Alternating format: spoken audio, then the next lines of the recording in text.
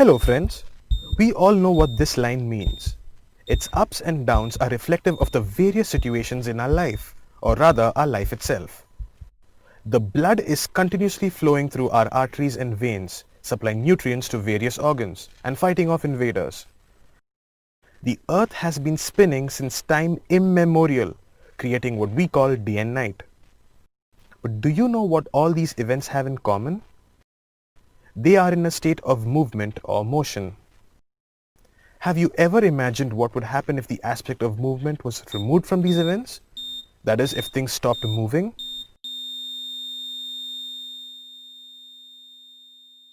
The consequences are unimaginable. Even if we are faced with a traumatic event, we are told to leave the past behind and move on. These examples are few of many that serve to prove the phrase movement is life. The different types of motion in all scenarios are studied by physics.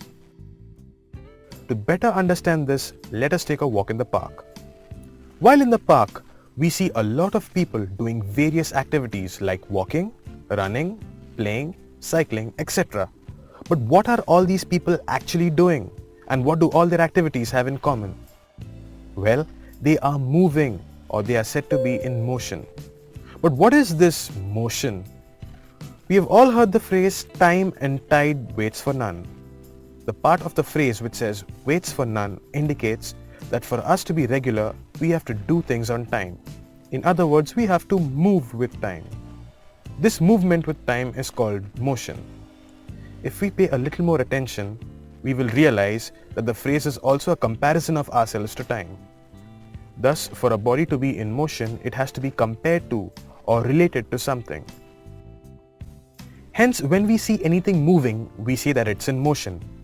And if it's not moving, then we usually say that it's not in motion or stationary. But when we call things stationary, are they really stationary? These stationary objects are along with us on Earth. And as we all know, our Earth is not only rotating about its axis, but also revolving around the sun. So isn't the Earth in motion 24/7? Yes, it is. And technically, if the Earth is in motion, then anything on it, including you, me, and all those stationary objects are also in motion. So even if these so-called stationary objects are moving, why do they appear stationary to us? Well, just like in life, the philosophy in physics too is the same. It's all about perspective, the way you look at things. If we consider stationary objects on Earth, then from our perspective, these objects do not change their position because we too are on Earth with these objects. However, if we were astronauts and we were to view these same objects from space, then from our perspective, these objects would appear to change their position and now seem to be moving. This perspective position or relative position of an object is called inertial frame of reference. So what we are trying to get at through all this is the fact that the feeling of things moving and being stationary is because motion is relative. So now let's keep in mind that this concept of motion is not limited to objects on Earth alone, but also objects beyond it, like the solar system and galaxies in space. Let's understand this with a situation. Imagine you and your friend are sitting in a car which is moving. You will notice that your friend is still or not moving, but everything outside the car window is moving behind, like this man here.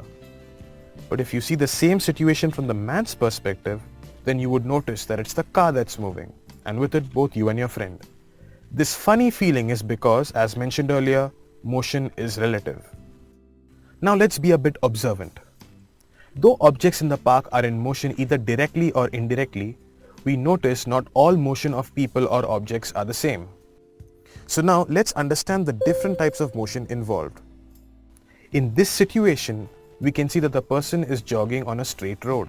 This type of motion, which occurs along a straight line, is known as rectilinear motion. Light from the sun, light bulbs and stars always travels along a straight line, and hence is the best example of rectilinear motion. Now if we consider children playing with the ball, we see that when they throw the ball in air, it does not travel along a straight line, but rather takes a curved path. This type of motion is known as curvilinear motion, in which a body travels along a curved path. Can you recognize any other activities in your day-to-day life which involves curvilinear motion? The game of cricket is a good example. When we bat for a six, we notice that the ball follows a curved path as it crosses the boundary.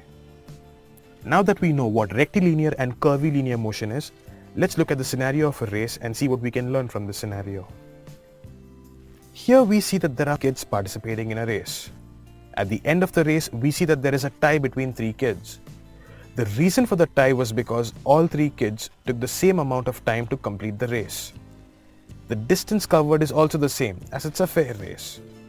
Thus we can conclude that all 3 kids took the same time to cover an equal distance. This type of motion, where bodies take an equal amount of time to cover equal distance, is known as translatory motion. While looking at the cycles and the car, we see that the tires are moving and their motion is along an axis.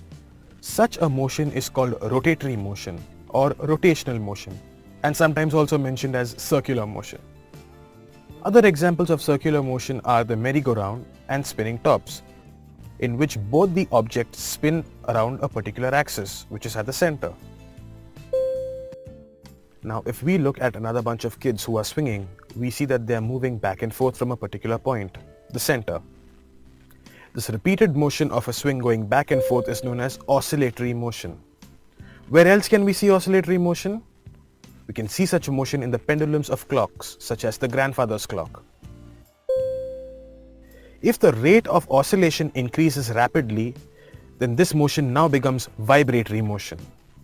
Examples of vibratory motion are musical instruments such as the guitar, violin, drums, etc. Another type of motion is periodic motion. As the name suggests, when a body repeats its motion after regular or constant intervals of time, it is known as periodic motion. Examples include the hands of the clock, Earth revolving around the Sun, and the Halley's Comet, which is seen only once in 76 years. Periodic motion can also be known as uniform motion because the movement is done in equal interval of time with constant speed. For example, if a man covers a constant length of 10 meters for every minute, then at the end of 10 minutes he would have covered a total distance of 100 meters. This is known as uniform motion. As long as this condition is fulfilled, the concept of uniform motion can in fact be applied to other types of motion as well. So if this type of motion is carried out in a circular path, then it is known as uniform circular motion. But what if the man is not covering a constant length in equal interval of time? Say that at times he walks slowly, taking more time, and sometimes he walks fast, taking comparatively a lesser time. Then these fluctuations or variations decrease the uniformity of motion and hence is known as non-uniform motion. This concept too can be applied to other types of motion. So what happens if this is carried out in a circular path? We get non-uniform circular motion. Simple, isn't it?